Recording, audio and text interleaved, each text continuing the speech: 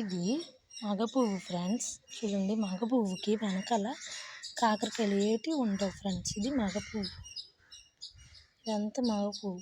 దీనికి పుప్పొడి ఎల్లోగా ఉంటుంది ఫ్రెండ్స్. చూడండి, ఇది పుప్పొడి ఎల్లోగా ఉంటుంది. ఆడపువ్వు చూపిస్తుంది. ఇదిగోండి ఫ్రెండ్స్, ఆడపువ్వు గ్రీన్ కలర్లో ఉంటుంది, దీనికి పుప్పొడి ఉండదు. ఇదిగోండి, వెనకాల కాకరకాయలాగా ఉంటుంది, పిందులాగా వచ్చి దీనికి ముందు ఫ్లవర్ వస్తుంది. ఇది ఆడపువ్వు. ఇది ఫీమేల్ ఫ్లవర్, ఇది ఫీమేల్ ఫ్లవర్, ఇది మేల్ ఫ్లవర్. చూడండి, ఇదిగోండి మేల్ ఫ్లవర్. దీనికి ఏ పిందులాగా ఏటి వెనకాల లేదు, ఎల్లో కలర్ పుప్పొడి ఉంది ఫ్రెండ్స్.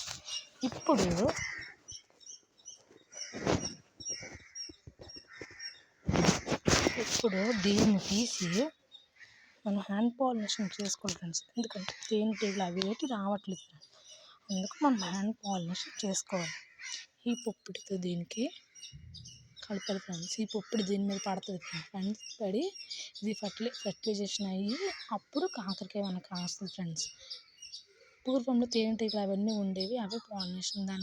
దీని మీద వాలి దాని మీద వాలేదు ఫ్రెండ్స్. పుప్పొడి అంటుకుని న్యాచురల్గా అయ్యేది ఫ్రెండ్స్. ఇప్పుడు మనం ఆర్టిఫిషియల్గా హ్యాండ్ పాలినేషన్ చేసుకుంటున్నాం.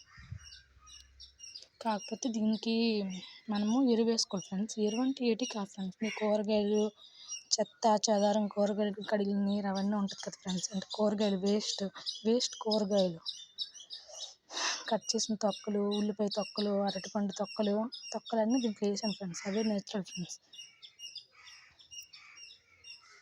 చూడండి ఫ్రెండ్స్, కాకరకాయ హ్యాండ్ పాలినేషన్ మనం చేసాను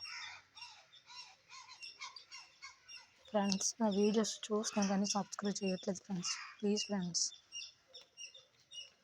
నచ్చితే నా వీడియోస్కి లైక్ సబ్స్క్రైబ్ చేయండి ఫ్రెండ్స్. Bye friends.